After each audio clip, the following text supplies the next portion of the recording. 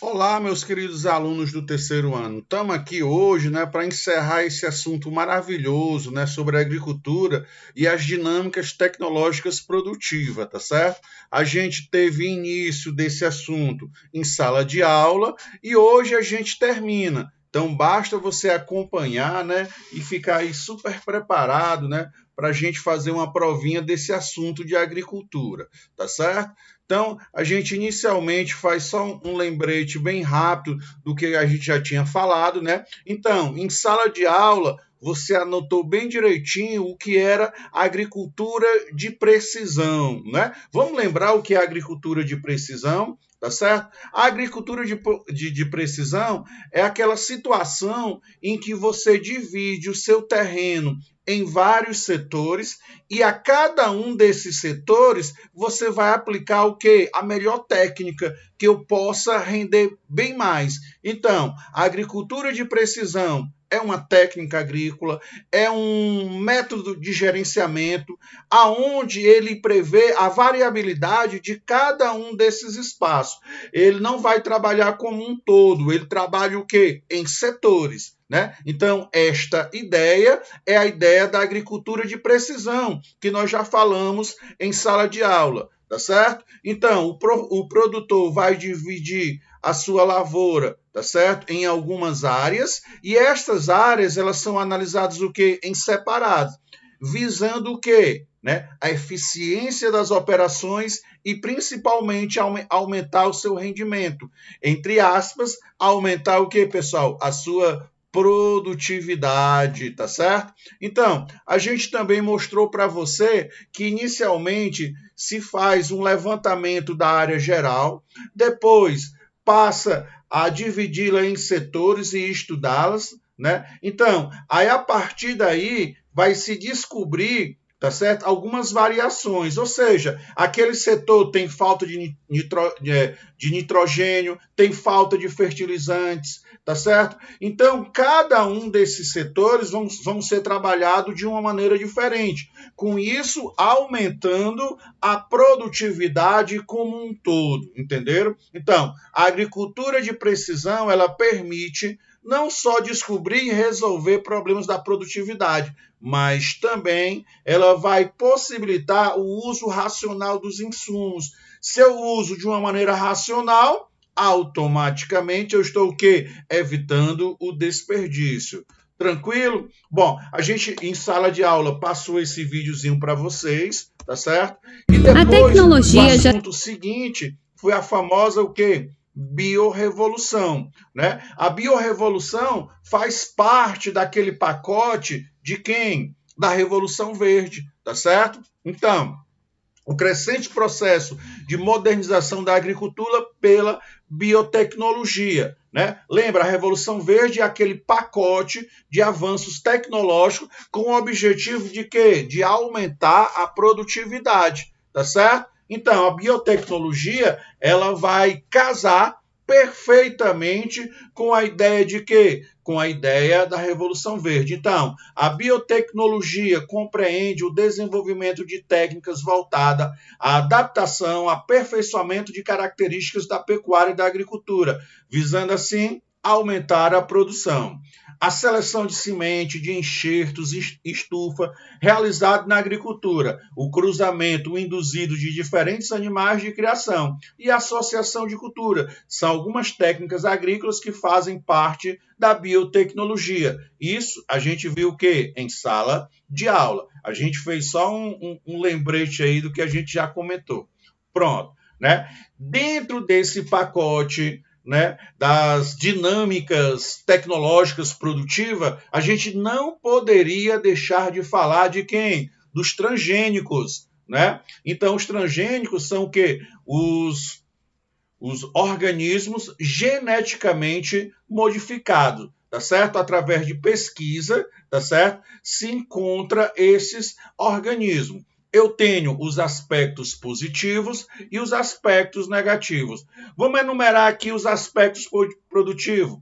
A redução do custo de produção, menos despesas com agrotóxicos e adubos, produção de alimentos ricos em proteínas e vitaminas, produção de alimentos, né, pobres em gordura trans, produção de alimentos contendo vacinas, tá certo? Produção de espécies resistentes a secas e geadas e erradicação, entre aspas, da fome do mundo. Tá certo? Esses são os pontos positivos. E os pontos negativos da utilização dos transgênicos? Efeitos colaterais ainda desconhecidos pelo organismo humano, prejuízo ao ecossistema, o surgimento de superpragas, a diminuição da biodiversidade, o monopólio da tecnologia na mão de empresas estrangeiras, a cobrança dos royalties, tá certo? E a eliminação de pequenos produtores e o aumento do desemprego.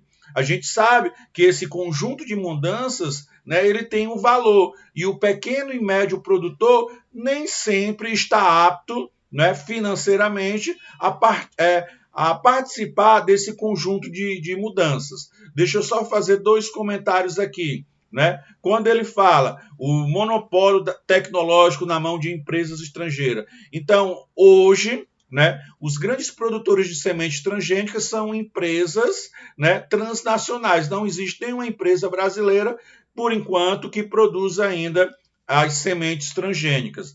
E eles cobram royalties. Todo ano você vai ter que pagar um percentual, né, à empresa que produziu esses OGMs, tá ok? Bom, no Brasil, sempre você vai identificar o produto, né, quando ele vai ter esse rótulozinho aqui com o T. Os principais produtos transgênicos do Brasil: soja, batata, milho, canela e algodão.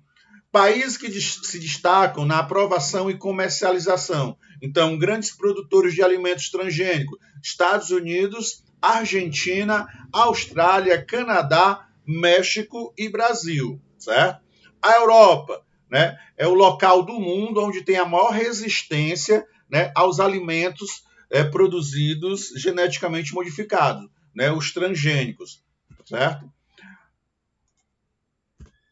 Bom, a gente aqui tem um rol, né, dos principais produtos agrícolas, né, brasileiros, as commodities, como a gente já fala bastante. Eu tenho um estado onde é produzido principalmente e alguma observação. Então vamos lá. Cana-de-açúcar, produzido em São Paulo, Paraná e Alagoas. A área de Ribeirão Preto é a principal região sucro-alcooleira do país. O Brasil é o maior produtor mundial de cana-de-açúcar, seguido pela União Europeia e a Índia. Tá certo? Lembrando que da cana-de-açúcar se produz, além do açúcar, o etanol. E os 3 principais estados são São Paulo, Paraná e Alagoas. Lembra? Alagoas está ali na zona da mata. Soja, Mato Grosso, Paraná e Goiás. O Brasil é o segundo maior produtor mundial de soja, perdendo somente para os Estados Unidos. Agora tu lembra, ano que tem problemas climáticos lá nos Estados Unidos, o Brasil passa à frente dos Estados Unidos. Milho, Paraná, Minas Gerais e São Paulo. Alimentação humana, ração animal, vira óleo, dos maiores produtores mundiais, né, é a União Europeia e a China. Feijão, Minas Gerais, Paraná e Bahia. Apesar do grande consumo, pessoal, né, a gente não produz com grande tecnologia o feijão, tá certo? Por quê? A gente usa muita tecnologia para produtos que são exportados, tá certo? No caso, o feijão não é exportado. Arroz, Rio Grande do Sul, Mato Grosso e Santa Catarina. No Brasil, pessoal, existem 2 maneiras de se cultivar o arroz irrigado, ou de várzea, né? Ou sequeiro, aquele que depende da chuva, tá certo? Os maiores produtores mundiais, né, é a China, a Índia e a Indonésia. O trigo, Paraná, Rio Grande do Sul e Mato Grosso, tá certo? É um produto de cultura temperada. A produção de trigo brasileiro ela não é suficiente. Muitas vezes a gente importa dos Estados Unidos, da Argentina. E esses produtos são vendidos em dólar. Por isso que é sempre constante a presença de aumento, né, do famoso carioquinha. Café, Minas Gerais e Espírito Santo. O Brasil é o maior produtor mundial de café. Cacau, Bahia, Pará e Espírito Santo, tá certo?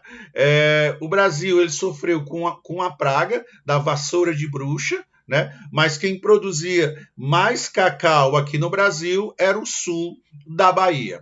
Laranja, São Paulo, Bahia e Sergipe, né? Quando tem as geadas, né, nos Estados Unidos, a nossa produção, né, lidera no mundo. Banana, São Paulo, Bahia e Santa Catarina, né? Importante na pauta do consumo interno e de exportação. No Ceará, o destaque são as vertentes das serras próximo ao litoral. Aqui, Baturité, Uruburetama, são grandes produtores de banana. Algodão, herbáceo, Mato Grosso, Bahia e Goiás, muito utilizado na indústria têxtil, como óleo e em farmácias. Fumo, expansão no sul do Brasil. A indústria de cigarro e derivados do ramo no Nordeste, o destaque é no recôncavo baiano. E a mandioca, Pará, Bahia e Paraná, um produto de consumo interno, tá certo? Bom, a gente vê aí, né, os nossos principais rebanhos, né, dos galináceos, das galinhas, o gado bovino, os suínos, os ovinos, as codornas, né, os caprinos, os equinos, os suínos e os balbuínos. Lembrando que balbuínos são o quê? Os búfalos, tá certo? Então, este é o grande plantel, né, da pecuária brasileira, né? Produtos dessa pecuária, o leite, né, muito produzido do gado bovino, né, ovos de galinha, tá certo? Ovos de codorna, mel de abelha, lã e o casulo do bicho da seda, tá certo? A gente tem como maiores produtores, né, o lugar que se produz mais, tem os maiores rebanhos do gado bovino, é São Félix do Xingu, né? Maior produção de leite em Castro, no Paraná. A maior quantidade dos galináceos, Santa Maria de Jetibá, no Espírito Santo. Produção de ovos, né? Teria que ser no mesmo local, né? Santa Maria de Jetibá, Espírito Santo. Os caprinos, Casa Nova, na Bahia, né? Os ovinos, Casa Nova, na Bahia. Os suínos, Toledo, no Paraná, tá certo? Mel, em Ortigueira, no Paraná. A piscicultura, Nova Aurora, no Paraná. E camarão, em Pendências, no Rio Grande do Norte, né? Essa a produção agropecuária brasileira, tá certo, queridos? Então, para encerrar, a gente vai ver esse vídeo aqui bem curtinho, mas ele faz, né, um retrospecto da questão da agropecuária no Brasil.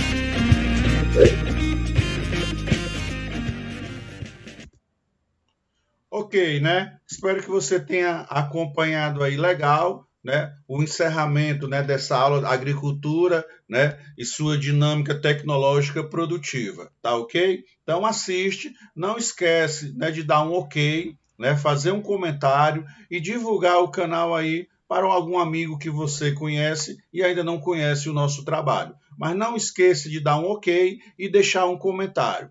Fique bem e até o nosso próximo encontro.